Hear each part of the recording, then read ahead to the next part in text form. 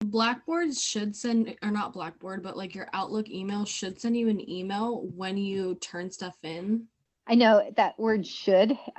Yeah, just make sure you double check because not everybody looks at their email. I have learned in this first week because the challenge of all of us responding, we didn't even come close. But yeah, it should send you that. All right, we talked about moles. That's what we just did, these first 3 pages. We're going to talk about molarity.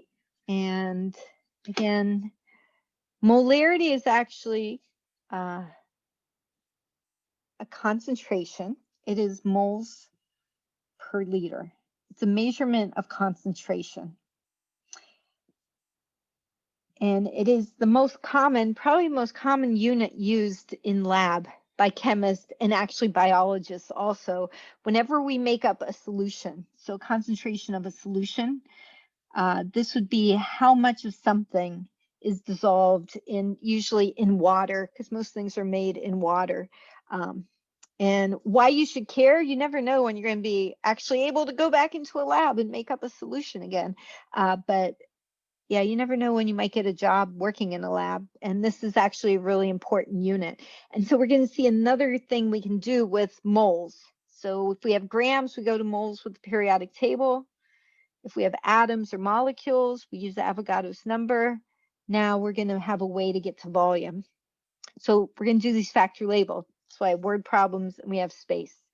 All right, so we have this many grams of bleach. That is the compound. So you're going to see me start writing out names. And what we're doing next week is chemical naming. It's huge. These first 3 weeks are really big. They're the foundation, really, of chemistry. And you just want to immerse yourself, use your time, hopefully very wisely. And those of you who had 151, use this next week with naming to review the videos and pick up the pieces. And those of you who are new to this, you might want to watch the videos again. I'll get them uploaded and open the folders so you can start on that. All right. While you're writing, you're awesome. And please have fun with your presentations. Have fun. Pictures. People love pictures more than words. And so talk to us about your element. Tell us about it. Eye contact in Zoom is actually even more important. Tell us what you learned. Tell us your connection to us. Tell us the cool things that you learned. And so don't just read to us, talk to us. Yeah. All right. And this is our volume. So we have 2 pieces of information here. And the question wants us to find molarity. So molarity means, right, is how many moles per liter. It is 2 units. That means we have to start with 2 pieces of information. So we're going to start with the 23.456 grams of the bleach NaOCl and over 473.176 milliliters. So we're going to change our grams to moles and our milliliters to liters. And that will cancel out, right? Our grams, we'll have moles on top and we'll have liters on the bottom. So go ahead and try that. I have to add up my number from the periodic table also. And then actually we'll come back. I'll come back and fill this in. I want to do number 2 and then I'll pause it and give you like a couple minutes to try these. All right, on number 2, right, 850 milliliters. And that is the symbol for molarity. So the symbol for molarity is capital M, but we're doing unit conversions, continuing on the theme. So this is how many moles per liter. Now it has 2 units, which means we're not going to start there if there's another piece of information. I mean, you could, but that piece of advice is a very good piece of advice. So I'm going to start here with the milliliters, 850 milliliters. A quick comment for you This is not the same as density. So density is mass per volume. And density is also of one thing is there, like the density of it. This is technically the moles of a solute over the volume of the whole solution. So we're dealing with things are mixed together in a molarity problem. Density, you don't have things mixed together. It's a specific density for one component of it. Something to ponder. All right, we're going to go to liters because it's molarity. So milliliter is 10 to the minus 3. And then we bring the molarity in. For every 1 liter, we have 0.015 moles of the KBr. And it wants us to go to grams. So moles to grams. Pretty straightforward. All right, I'm going to pause and give you 5 minutes. You can take a break if you need a break, or you can try something. You can even just punch in these, figure out your masses. Try number 3. I'm going to pause this. Resume. All right. So the 74.44, that's a sodium and oxygen, and that is a chlorine. So that is Cl, not carbon iodine. So 74.44, it is the font that it becomes, and a lot of people think that's a carbon iodine, but it's not. Milliliter. You can do 1,000 milliliters to a liter. And the question, Omar, I'm sorry, the question Major just asked me, yes, if your names have too many similar letters. And the answer should have 4 sig figs. So 4 sig figs. And another question that usually comes up is about the unit. If I ask for molarity, you can write it as the capital M, or you can write it as 0.6659 moles per liter. It's the same thing, and that's the point of this page, is that they mean the same thing. It is a capital M, and this, when you write moles, if you abbreviate moles as M, and I notice that, I do take off a 1/4 point because it's not M. Meters is M, and that's something very different. All right, on number 2, we get our 119. Something I want to point out, I sometimes don't show the 1 because the 1 doesn't matter, but that drives you crazy. You can show the 1. On this one, you are limited to 2 sig figs. And that is because the molarity does have sig figs. It is a measurement because it's moles per liter. When you have that per, the zeros are placeholders. So it's just the 1 and the 5. All right, the next one, 2 pieces of information. We want to start, if you have something other than molarity, start with the other piece of information, because molarity is 2 units really. You can always cross it out and write moles per liter. Again, I absolutely know all of you can do this. You just have to, you made the choice to be in college, and this is college level chemistry. So you've got to put the time in. And when you start investing the time, the hardest thing I think for you guys is in this environment. Usually we have, because we're together physically, you start getting to know people, which inspires you to come in, but come to office hours before, after class. All right. And smile. And don't be afraid to ask questions. I'm grateful for the questions. We start with grams and chemistry. This whole week is about moles. Go to moles of the K3PO4. And that was around 212.3. You can go 4 sig figs. Now, you don't have to label this one fully. It's kind of back to the question Lisa had asked me, because we're not going to break it to just potassium or just oxygens. So you can label it, but you don't have to. All right, and then we're going to use the molarity, but we have to flip the molarity upside down. So why do I have to flip the molarity upside down? Let's turn on its head. Is anybody there? It's in the units. So the units. The moles have to cancel out. There we go. Spencer's there. So that the moles cancel out. The 1.618, whatever the number is, always stays with the mole. It's always per 1 liter. So like up here, it's always per 1 liter. Sorry. That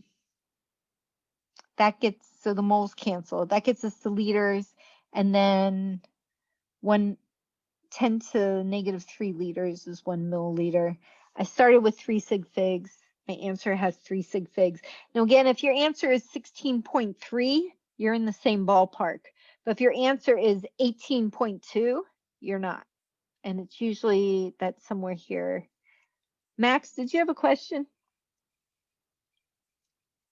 Nope. No, I'm good. Okay. Your box lit up for some reason. It's like Hollywood Squares. Sometimes your guys' boxes, you get the daily prize, you get the door prize. I don't know what that would be.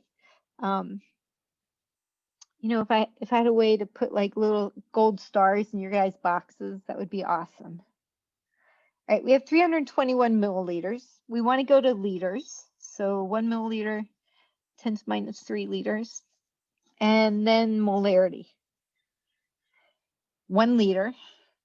I do not need to flip it this time because liters cancel. So 1 liter is on the bottom. But I want to label it as what type of moles this time, because this is just sodium, because it tells you that. And I want to find the mass of the whole compound. So at this point, I do want to label it. I'm going to have the 2 unit thing going on. So I'm going to go, this is my mole to mole step. This was a question, Major, you were asking me, and actually Omar, you were asking me during office hours. I have a mole to mole step. This time the moles of sodium is on the bottom. So the 2 is going to be on the bottom this time to 1 mole of the compound. Ponder that. And again, I recommend going back over the notes. Yeah, you have a nice long weekend. I don't know what the weather's like there in Oregon. And then 142.1, or you can do 4 sig figs with the periodic table. I can't emphasize that enough. Use 4. You can use 6. That doesn't make a difference. And the answer comes out with 3. But if we overround the periodic table, it starts causing other issues. All right, dilution. I don't know if we're going to run into dilution, but I put a problem on here because some of you might, there's probably somebody who's looking to be a pharmacist, and pharmacists use dilution problems. So the molarity times the volume is going to give you another molarity times its volume. So this is where that word of tells us these 2 pieces go together. So I'm going to call this volume 1 and this molarity 1. So 0.123 m and 555 milliliters equals, so this must be my molarity 2, 3.33 m. And so I'm solving for V2. You can just call it V or V2. So we'd rearrange. Now, I have a question for you. And if you understand this, you can do this trick that I'm showing you. You do not have to change this to liters. If you see why, you don't have to. If you're ever unsure, working with molarity, absolutely, you want to go to liters. The reason you don't have to, does anybody see why you don't have to? Maybe. When we divide, we move this 3.33 over here. Right? Cross it out there.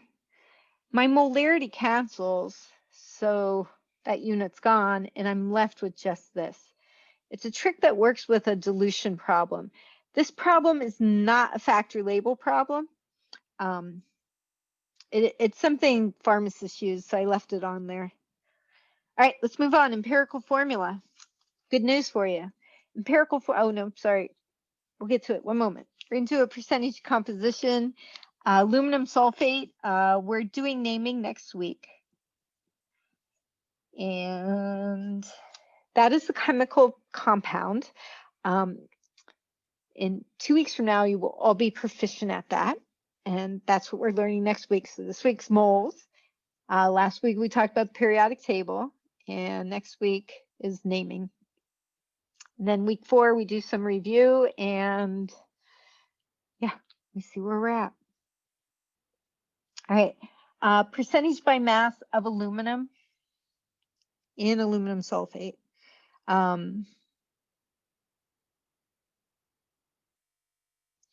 Sorry, I'm pondering. So aluminum is 26.98 grams per 1 mole of aluminum. So that's where we're starting. There's different ways to do this one. That's why I was thinking for a moment. I wanted to show you how to do it in factory labels. So this is from the periodic table. In this compound, there's 2 moles of aluminum for every 1 mole of aluminum sulfate. And then for every 1 mole of aluminum sulfate, we would figure out, this is somewhere around 342-ish grams, blah, blah, blah, grams. Just to save time, you can figure out what the next digit is, of the whole compound, the aluminum sulfate. So again, just labeling them fully, you will get a number. That number is going to be decimal, because to change it to a percent, you just multiply by 100 or move your place value by 2. That's the idea. It's percents. Typically in chemistry are percents by mass, which means how many grams per grams of the compound. So we're trying to get, there you go. That's an example. I mention it because for empirical formula, the data that's often given in empirical formula is this is the percentage by mass of carbon. So when that Mars rover is on Mars and all these other ones, when they go and look at pictures of distant stars and distant planets and stuff, and they send back these beautiful pictures of different colors, what they've done is they've analyzed percentage of different elements by mass in the star or on the planet or in the rock that the rover finds. So it's this $1 billion piece of equipment, and it's sending this back. It's found this sample. So I'm going to walk through the steps on this example, and I'll fill them out up here. So your step 1 is. I have a question. Go ahead. What made you choose like the atomic mass of aluminum in order to find the percentage by mass? Like, why do you do that? Because it asks for aluminum. I guess because I'm a chemist and it's chemistry class and our best friend is the periodic table. And so I'm looking at the problem and it really didn't give me anything other than aluminum. And so it's a really good question, by the way. So that's why I sat there for a moment and I'm like, I don't know, what do I do? And I thought periodic table. So that's why that's a really good question. So when you get stuck on stuff, go, well, I know it's aluminum and I know the mass of aluminum, but this is really important. That's not actually the mass of aluminum, 26.98, because mass is grams. That is the mass in 1 mole. So I didn't know the mass of aluminum, but I knew the mass per mole. And since I knew the compound, I knew how many moles were in the whole compound. And so it's one of the things, it's something that this tool of the factory label is actually, that's like what we've been working with. So hopefully that answered your question. Yeah, thank you. All right. All right, so first step here is grams, and our second step is going to of each element. And I just realized something else I didn't do. And step 2 is you're going to change your grams to moles. I need to, and I apologize, the other awkwardness that I realized, and I find it amusing, for 26 years I wrote on the board and information just flowed like through me, like I was channeling some alien planet, right? And so in this environment, I I'm still not used to it. All right, what empirical formula is the simplest formula. Molecular formula is the real deal, the real formula. Often, many times, over 50% of the time, they are the same thing. An example when they're not would be blood sugar. So glucose is C6H12O6. So I'm a biochemist. You would hope I know glucose. That glucose has 6 carbons, 12 hydrogens, 6 oxygens. That doesn't really tell us much because it's how they're arranged. That's what we get into in 222. Empirical formula would be that there's 1 carbon, 2 hydrogens, and 1 oxygen. So we're reducing it. They all have the number 6 in common, so we have a 1 to 2 to 1 ratio. So it's the simplest ratio. And this is actually a big point next week with naming. It's a lot about ratio and stuff. And so again, there's going to be 2 videos that are going to be there. Yeah. The other thing I wanted to point out here, glucose is called a carbohydrate, and they're called carbohydrates because it's carbon and water. So hydrate means water. And so that's because they kept getting this ratio. And so that's why they called it that. Kind of cool. All right, so we're doing each element. What we're going to be doing here is we're trying to figure out the subscripts from lab data. So we're trying to figure out what these numbers are. So we have this piece. We have 19.6% carbon, and we have 2.2% hydrogen. These are not factor label, by the way. Some of you are like, oh, God. So the best way to do it, you'll see you'll have more space, is to do it one compound. We're gonna figure out information about one element, and then the next element, and sometimes there's 3 or 4 elements. So our first step, if you have a percent, oh, we have another element. I was gonna say that doesn't add up. The rest is chlorine. How much chlorine do I have? And how do we know that? 78.2 grams. 78. Is that Damon? You're there. 78.2 grams. You snuck in. All right. So Damon actually jumped a step. He took away my show from me. You could teach us, Damon. Sorry. Oh, no, you're great. That was great. If it's a percent, you must have 100%. So he took 100% and subtracted these 2. And so this has to add up to 100 because it's a percent, right? Percents are out of 100. So he made the assumption that I taught him last term was that you assume it's 100 grams and you change all the percents to grams. So if you're given percent, rather than writing them how I did with a blue pen, is just change them to grams. 19.6 grams carbon, 2.2 grams hydrogen, 78.2 grams chlorine, and then go to moles. It is chemistry. You're going to want to go to moles. So carbon, you have to show your units. So I did lie a little bit. There is a little factor label step.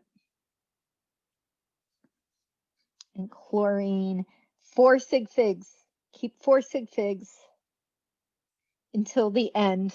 At the end, the subscripts are going to be whole numbers.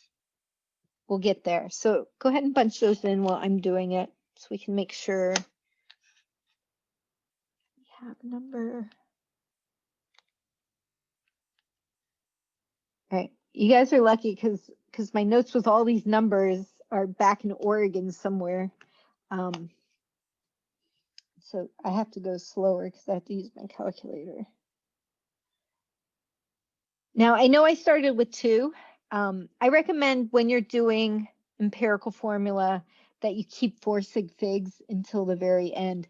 Doing 5 or 6 does not make it better. It usually makes it worse because when you have more sig figs, you start mixing up numbers. And again, with the periodic table, so it can make a difference to use hydrogen as the 1.008 or, yeah. Right, that's why I do this approximate. So 2.183. And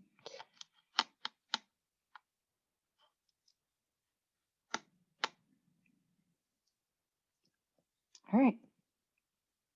So the real good news with this, you may not believe me right now. You're not going to believe me tonight, but in 2 weeks, a lot of you are going to be like, yeah, you were right. This ends up being a lot of students' happy place. Empirical formula, they're like, when they get to it on the celebration, they're like, yes, an empirical formula. It's pretty crazy, but pretty much everybody gets it right. So tonight is learning. It's the first time you're seeing it for many of you, but it does, because once you get how to do it, they're all pretty much the same. You can label your moles, but we have them there, but some students like to.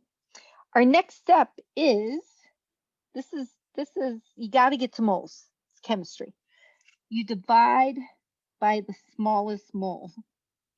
I also want to put a little warning out there. There are all these YouTube videos, and some of them do these very different, and my way rocks. All the chemistry books do it this way because this is how the little computer in the Mars rover probably does it. So the smallest number here is the 1.632. So we're going to divide all of them by 1.632 moles. And the reason for that is we're trying again to get to the subscripts, and those subscripts are of ratio. So we're trying to find a ratio. So this is obviously 1. Now some of you are more proficient, have nice fancy calculators. This is 1.352. And your calculator, I did. It will save numbers, and so you can do that little trick if you like. 1.338. All right, and now we get to step 4. And so far it's not bad. Step 4 takes practice, and once you see it, you've got it, and this becomes a really nice, comfortable problem. Step 4 is you have to multiply by a factor to make it whole.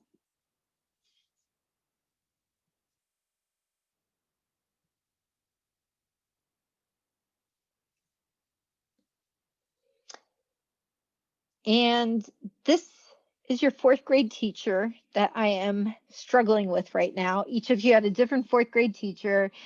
I must have had a really good 4th grade teacher. I also am a twin, and so I had a twin brother, and we both were really good at math. And so I never had trouble with this. I see these numbers as fractions, even though they're not written as a fraction. So 0.333, that's pretty close to 0.333. This means we have a third. We have 1 and 1/3. To make this whole, we're going to multiply by 3. Whatever you do to any one of them, you have to do to all of them. So we're going to get a ratio of 3:4:4. This is 3 sig figs, so it's approximate. So that's why the data doesn't come out perfect. The lab week 4, yeah, you'll see, because it's me doing the data in lab. In my data, you're going to have to all fudge the data a little bit to make it work. All right. So our unit, we then write it like this. We say we have 3 carbons. This step is going to take practice. We're going to have that on the next page. For right now, write that down. Get the first 3 steps down, and as we do the next page with some more of these. So 3 carbons, 4 hydrogens, and 4 chlorines. That's how we write it. That's what these numbers mean. These are the subscripts. They have to be whole numbers. You can't have part of a carbon. You can only have a whole number carbon. You can't have 1.338 of a hydrogen. The empirical math is we would add up these numbers. So the 3 carbons. And here we can do an approximate 3 carbons times the periodic table plus the 4 hydrogens. So this is from the periodic table. It's what you guys were doing before tonight on your study set. And you should get around 182 grams per mole. So then there's one more step. This step is not always there. If it is there, if it is there, it's good news because you know if you got it right or not. It's a great safety check. The rule is you take the empirical mass. I had it right first. So you take the molecular mass or the molar mass. The molar mass is sometimes known as the molecular mass. If you watched my mole video, I mentioned this. So, and I talk about this next week when we do naming. Molecules are made up of nonmetals, carbon, hydrogen, chlorine. This is a molecule. This metal, nonmetal are ions. This is what we're doing next week. This is not a molecule. And so it technically is not called molecular mass. So the term molar mass is a better term because it encompasses all types of compounds. Anyway, you take the molar mass must be given. So this is given. It's always going to be given to you. So we have 182. AMU is grams per mole. And we divide by the empirical mass. And we get 1. It will always be a whole number. So 1 means it's the same. It's still C3H4Cl4. If we got a 2, it would mean we have 2, we double everything. There would have been 688. We're going to see that on the next page. This will always be a whole number. And this requires us to do examples to see the different possibilities. So that's what the next page is about. You're going to try 3. Some of you are going to be fast. You might be able to do 3 and 4, or you can take a 5-minute break. I'm going to leave this one there for a moment. I'm going to pause us for 5 minutes. Oops. So we were just talking about the class presentations, which again are Tuesday. You each have a 2-hour block. So there's about 8 people in each group. Be interactive. She actually read my thing like the day I posted it, and she said, it says that we can have fun. Please do. Please like find the cool stuff about your element. What makes that element really fun? And if you're not finding your element fun, send me an email or talk to me tonight, and we'll find one that might be more interesting. But a little bit of history, some fun facts, some of the uses, what you found really cool about the element. So pictures, we love pictures. If you have words, keep them to bulleted lists. If there's a lot of words, it's what we're all doing. We're like, oh, there's a lot of words on this page. Why are there so many words? So we like pictures, and be personable. Talk about it. So don't just read, talk about it. So that's why it's nice to have some words. Omar did an amazing presentation last term because he just talked from his heart. And so it was really fun for me. And so let your personality out. It helps us, it gets us to know each other some. And same with your paper. You can have a lot of fun writing your paper. So have a sense of humor. Let your teacher have a sense of humor. And so those papers will be due next week also. That folder shows up. So if you have it done early, you can submit it early. Ideally Tuesday. I think I'll let you have till like Wednesday because some people like to present and then they type it up, but it's pretty much the same thing. All right, let's go ahead and walk through this. And again, if you have other questions, you can just ask. So change your percents, just write them as grams. The 31.55 grams came from where? Where did I get that number? It's nowhere in the problem. Subtractor from the 100. Yes, I have no idea who said that, but yes. So all of them together must be 100 because I gave you a percent. And so you subtract, that must be that one, and then we change them to moles. And 4 sig figs. I think I've said that enough. And actually, the most missed thing here is units. I'm giggling because last term it was the same as for 26 years. Pretty much everybody got the question right, but showing their work, people just showed me a whole bunch of numbers, and there were like no units. And so let's say it's a 5-point question on celebration, you're going to lose a point. You need to have units. Numbers don't mean a lot without a unit. So these come out pretty much the same number. And then oxygen, it is just O, just not O2. We're not there yet. We get there. 1.972. And then you divide by the smallest. So you can do this and just say, okay, I'm going to divide them all by 1.972. That moles.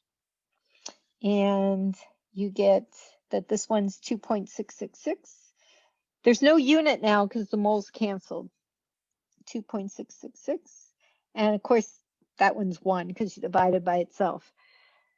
0.666, 0.333, like on the previous page, if after the decimal place you're getting 0.333, 0.666, in that ballpark, you're multiplying by 3. It's the denominator of 1/3, and this would be 2/3. So you multiply all of them by 3. You do the same thing to all of them, and that's where we get the C8H8O3. So we're finding the subscript. All right, the molecular formula. I'm sorry, will you repeat the last part one more time? It's just how you multiply them by 3. Okay, sorry, I couldn't remember what my last part was. Because my brain had moved on for a second. Sorry. That's a really great question, Major. It takes practice. You're looking at the decimal place, and it's recognizing the decimal as a common fraction. So if it ended with 0.5, if this had said 2.5, 0.5 is 1/2, you'd multiply by 2. 0.666 is 2/3, right? 0.6666666, it keeps going on. So we're multiplying by 3 because we're trying to get rid of the fraction. You're multiplying by the reciprocal. Does that make more sense? You can ponder it. Sorry, Go no, ahead, that Nate. does make sense. Sorry, Okay. I was on mute, but yes, that makes more sense. Thank you. Okay. It's okay. The math part will come and tell me my language is poor again. They love to always come and tell me things that I'm doing wrong. It's a good thing in this environment, they can't. So 152.14, again, AMUs is atomic mass units, and that is how many grams are in a mole. You add up 8 carbons, 8 hydrogens, the 3 oxygens, you get pretty much the same 152.1. So again, it's a 1. A lot of times it comes out as 1, at least half of the time. So it's the same number. So if you have the step B, it's really nice because it says, yeah, I got it right. It does not always come out the same. I thought I had one that came out different, but maybe that's, by the way, Tuesday, there's no study set or worksheet. The study set and worksheet next week will be due on Thursday, since you're doing presentations on Tuesday. All right.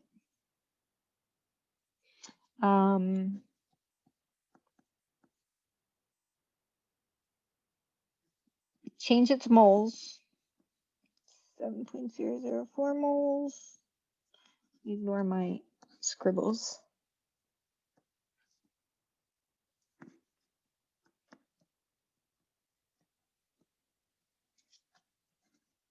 And then we divide by the smaller number, 7.004. So this is 1. And Major, maybe this will answer your question. So this time when you get to this point, you get a one of them's always 1, whichever was the lowest one. This is 0.249, which is really 2.25, which is really 2 1/4, right? 0.25 is 1/4. So you're multiplying by the denominator there to make it a whole number. So you're going to multiply these by 4, and you get a 4 and a 9. It takes practice. The study set for next Thursday will have a couple of these on there, and it just takes practice or going back to do this. Yeah, and we don't have a part B on this. All right. Questions?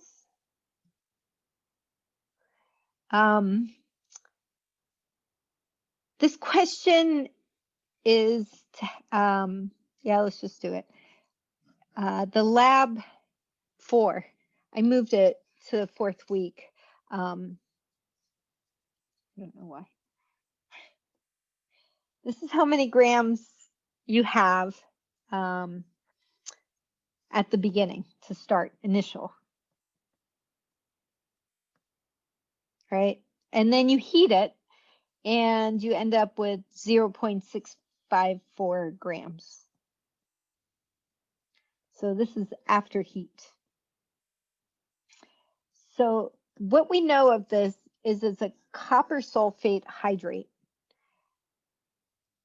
So this compound, again, the reason I was hesitating with this is we have to do naming for some of these words to make more sense, which we're doing next week. So I rearranged because when I've done naming in the 2nd week, it blows people away much more than moles. And so I had to make a decision based on other things too. This compound is made up of copper. It's made up of sulfate, which is SO4, and it's made up of H2O. What we don't know is how much copper, how much sulfate, and how much H2O. It's an empirical formula, but instead of individual elements, we have these pieces. We have copper, we have SO4, and we have H2O. So we're not going to break it into each individual. What we do know is we have 0.261 grams of copper. What we're going to do here, our first step, step 1, is we're going to subtract. So before heating, after heating, we subtract. Again, this is for a lab. I put it here because it made more sense to do it here, because I will forget to do it in the 4th week. Maybe I won't.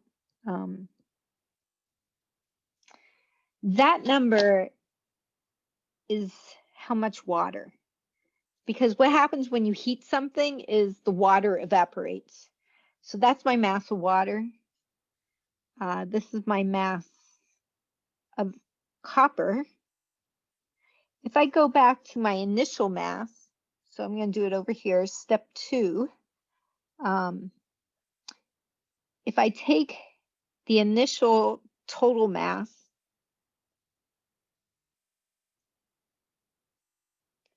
and I subtract my grams of copper plus my grams of H2O, I will be left with my grams of SO4. And then I can put that number here.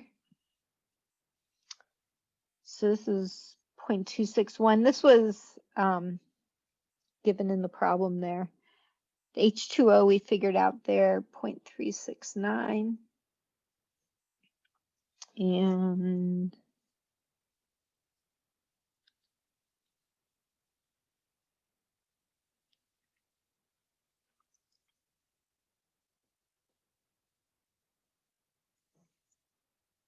I'm fascinated because I would have done this totally different on the board, but we're going to go with it. You know, everything I miss about writing on the chalkboard, sorry, I always, is I have an eraser, so when I make a mistake, I can erase. All right. What you would do now is you would change each of these to moles. So copper, for water, we have what, 18.016 grams to a mole. For sulfur, we have 6.07 grams to 1 mole. So you're not breaking it into individual elements. We know the H2O is H2O. We're trying to figure out how many H2Os, and we get numbers.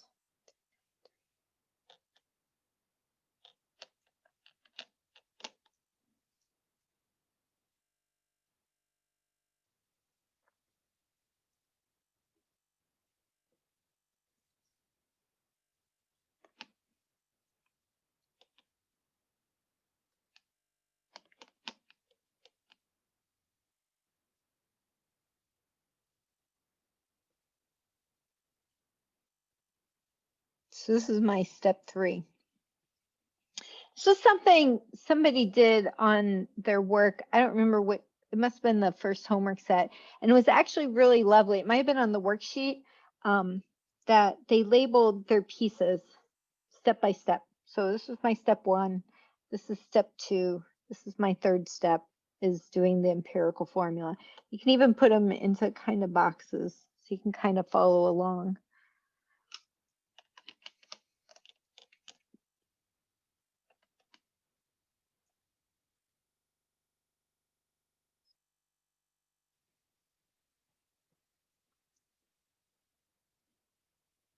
And again, you guys have an advantage. You can always go back and watch the video. You don't have to watch the whole video. You can skip to the part and redo the problem and see if that keys in. And that's where these questions are really great. We would divide by the smallest, right? So we would divide all of them by the 0.020. I'm sorry. We would divide all of them by the 0.0041.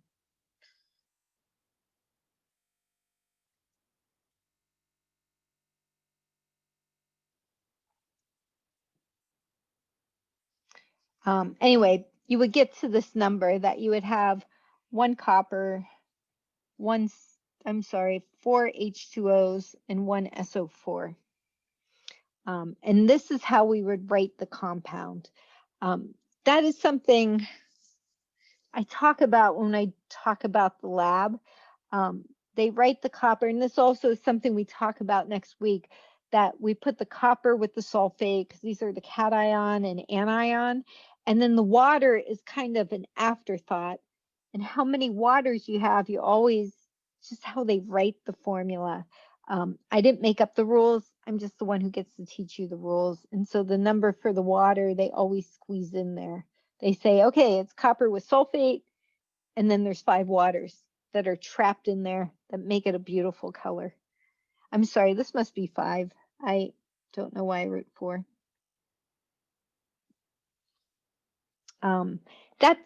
That's more, again, something that's going to show up in the lab in 2 weeks. So it's kind of here. It's something to ponder. Your study set's going to be these problems up here.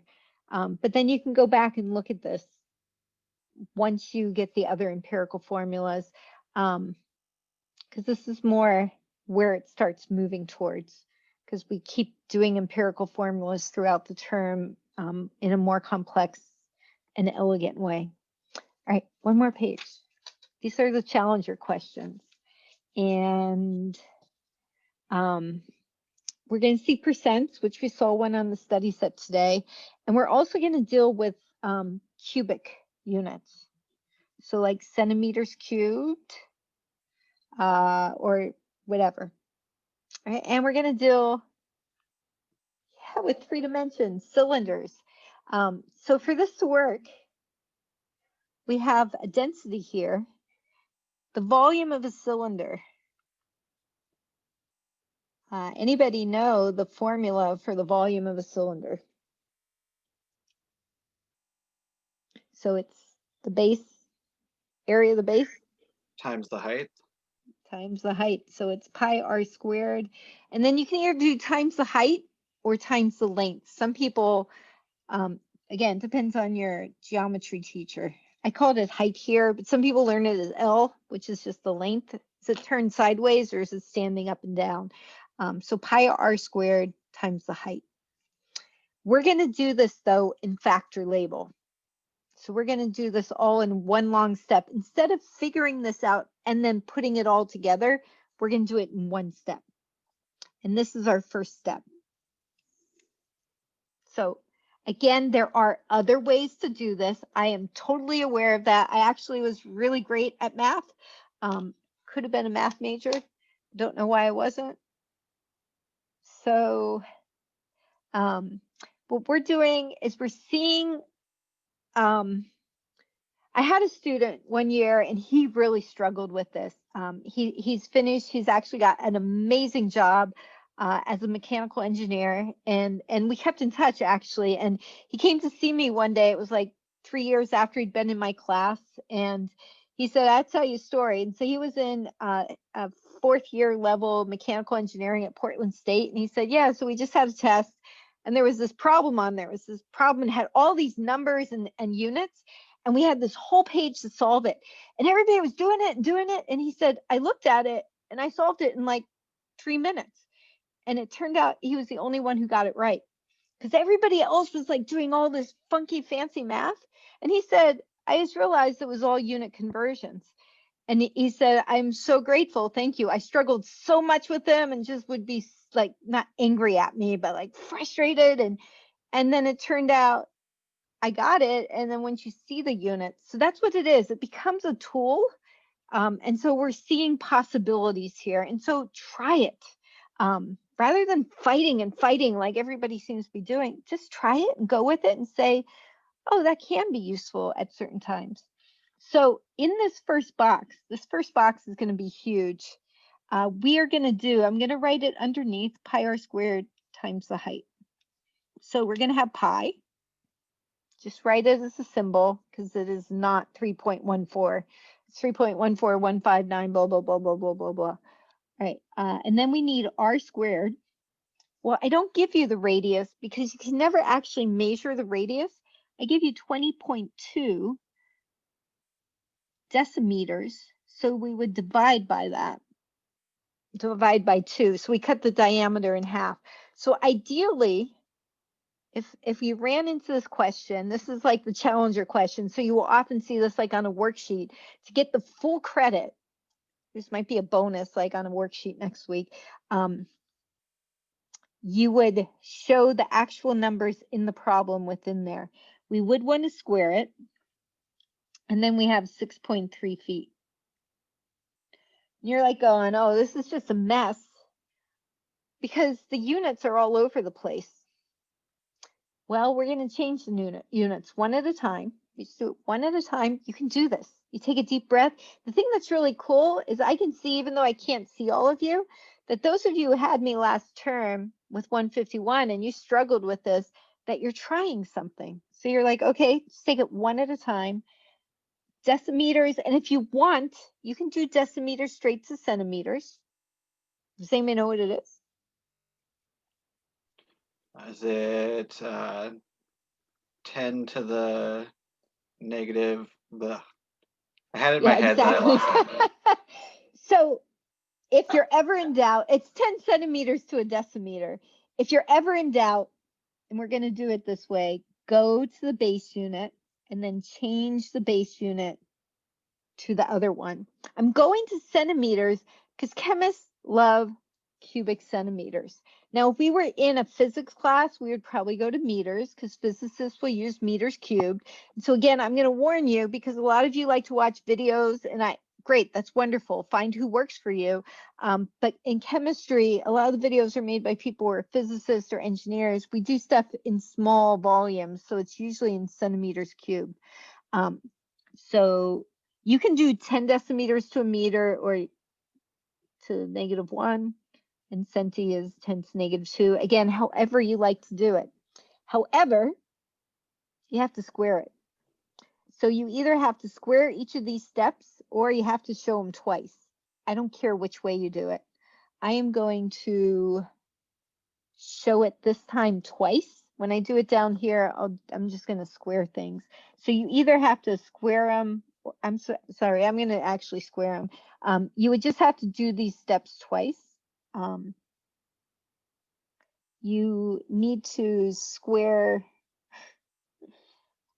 I talked about this the other day, writing the square right on there. I would do this totally different if I was like doing it really fast, but and it's something you would hope that your teacher can go straight from decimeters to centimeters. All right, I have to change my feet to centimeters. Cross out units as you do them. So my decimeters, my meters canceled. I have centimeters squared. I have to change the feet to centimeters, and then I'll have centimeters cubed. You can ponder this. Again, just something to try. So 1 foot is 12 inches, and 1 inch is 2.54 centimeters. And again, you can do the square thing, or you can do that there's 10 centimeters to 1 decimeter if you like doing it in one step. Right,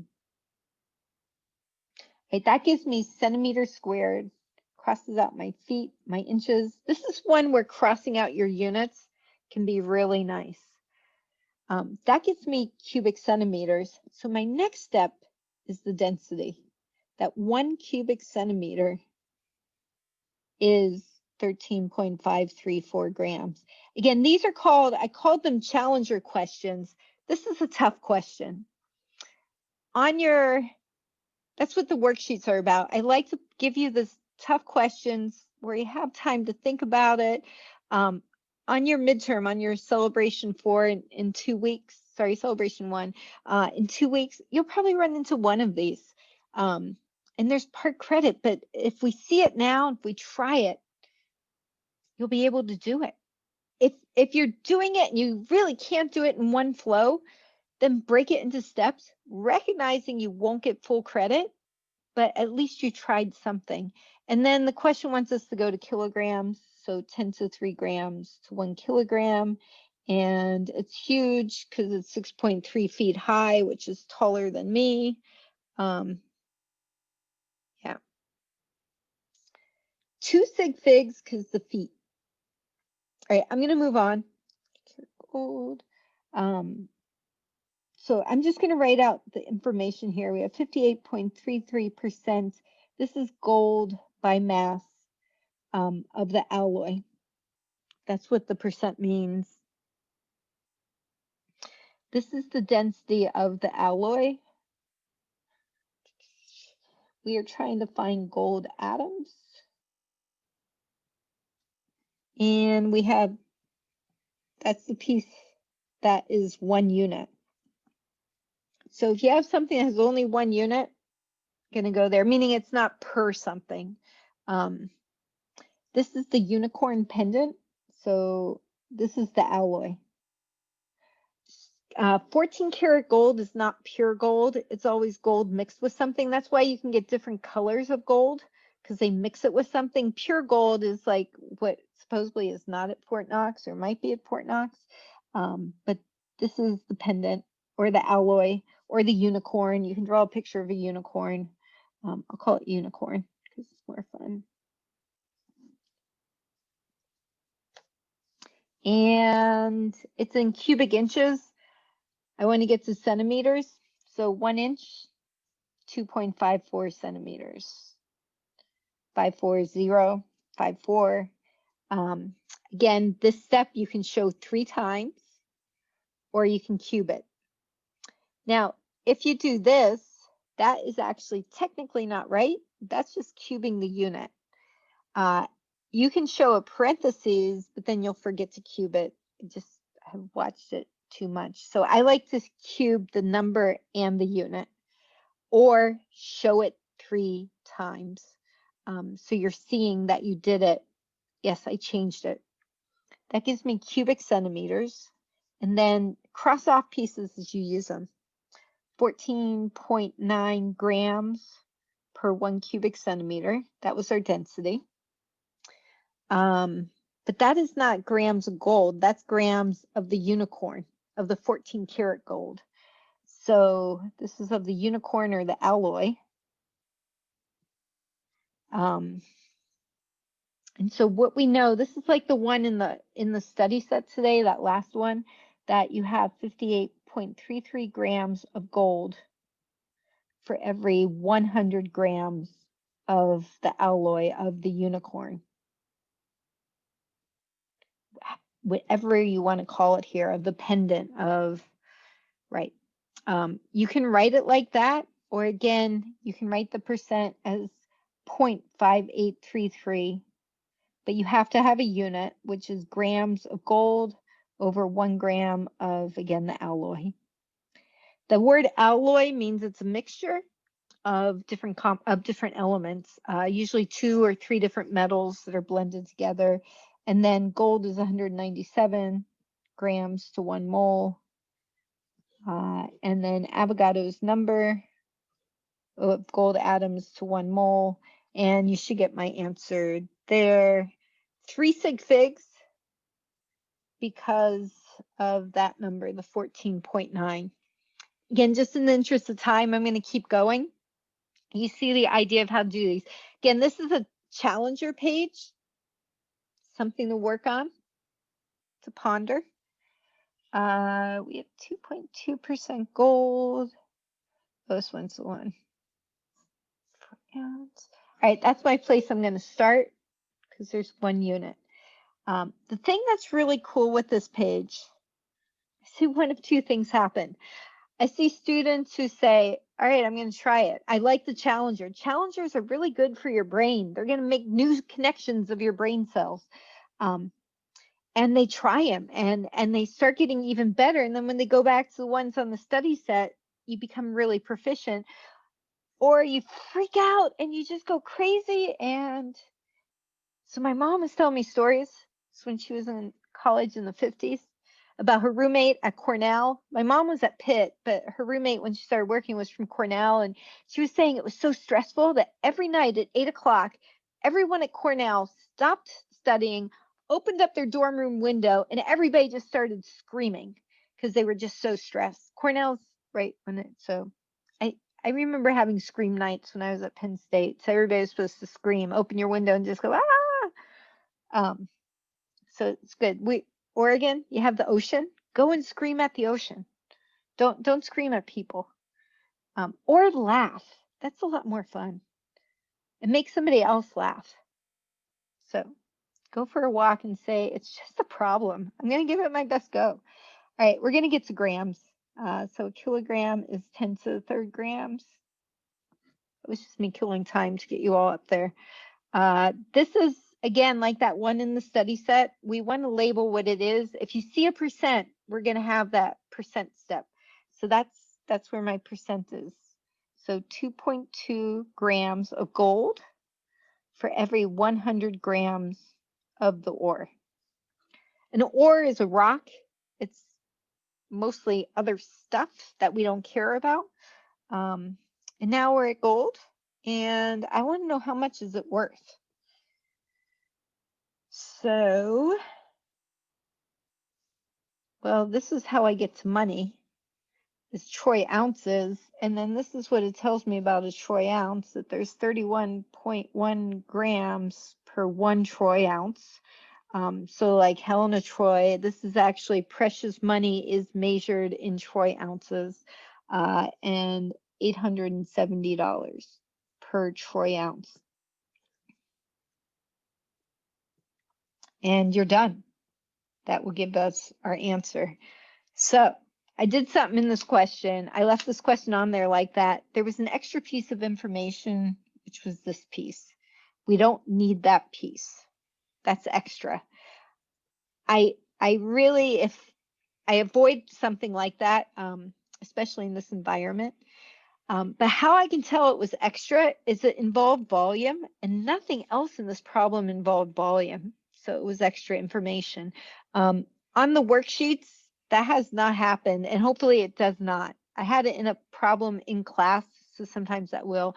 It won't happen on like, what's it called? Our celebration of learning. All right. Manage time somewhat better. 3.33 cubic feet. Why am I starting there? Single unit. It has, it does, yeah, this density, there's 2 pieces to it. All right, write down where we're going. I'm going to sit and meditate for a minute. I'm going to let you try it. See what you can do in a minute. Go. You can meditate with me if you want to.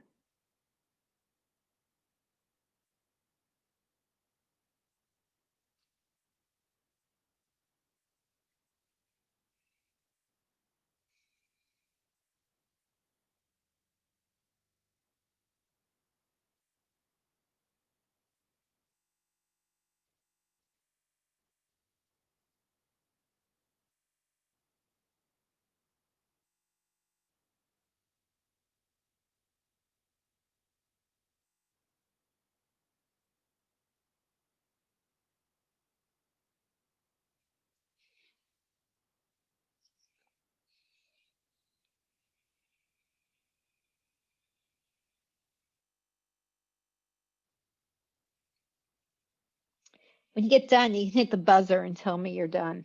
You're going to have to actually talk.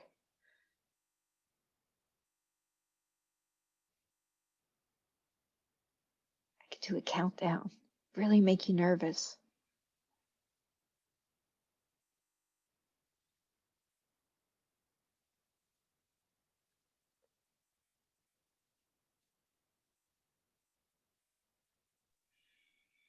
I think I have a guess. All right, let's do it. And if you're not quite done, keep going, because you know what I'm doing for the first step. We're going to change feet to inches. And again, it is perfectly fine to do this step 3 times, 12 inches in a foot. What I don't want to see, I don't know what 12 cubed is. I don't really care what 12 cubed is. Please write it as 12 cubed, inches cubed to a foot, or show the step 3 times. All right, I'm going to inches because an inch is 2.54 centimeters. And again, I'm going to cube it. By putting the cube on the number, you just know it when you get to that step in your calculator. 2.54 cubed is going to be an approximation. That's why we want to write it like this. So we're only approximating once at the end. This is a very precise way of doing math once you embrace it and realize the potential of it. Right? Density, chemists love grams per cubic centimeter. Cubic centimeter is the same as what other unit? Milliliter. Milliliter. Oh, that was beautiful. I was hoping I was going to get, yeah, cubic centimeter is the same as milliliter. You know what the problem was? Damon already had a bonus point this week, and he was like the fastest because his camera's on probably. So we're going to have a game where Damon has to count to like sodium on the periodic table before he's allowed to answer. So he's got to do their hydrogen, helium. See how fast he can count. All right, we get to grams and then 1,000 grams to a kilogram. Oh, that wasn't so bad, was it? And then hopefully 3 sig figs, 255. Hopefully my answers are right. Again, in the parentheses, when I give you the answers, sometimes I have a typo. Sometimes I have a typo on my calculator. So please just ask. But all right. Again, tomorrow, Friday, I will potentially have an office hour, potentially 10:30 a.m. until noon. Send me an email. And so if you have questions, I'll be here for an hour now if you want to work on the worksheet. It's just a 1-point deduction to turn in your worksheet late. You have until the celebration. There's a bonus on the worksheet, so you still get full credit. Or you can be like Damon and keep your camera on so you can answer questions and get a bonus in the class. And so if I am available, I'll send you a Zoom link and we can talk, because the lab, about half of you want to redo the lab. And even those of you who got really good points, if you want to do the density tower, you get 2 bonus points. And Saturday, maybe. That would be the Serenity Saturday. I have to think too hard here. I think it would be the same time. It might be 10:30 until noon. It says 10 a.m., but if I'm not there at 10 a.m., you can either be patient or send me an email and say, hey, email me when you turn it on. Monday, if I'm around and you want to ask questions, some questions I can do with email. Something, yeah. All right, I'm going to stop talking. Tuesday is class presentations, either 2 o'clock. It will be the Tuesday class link just come in. And there should be time at the end of each of those if you have questions. Yeah, just come, have your PowerPoint open or your whatever it is open on your desktop or whatever you're presenting, because that's how the share screen works. All right. Ta-ta.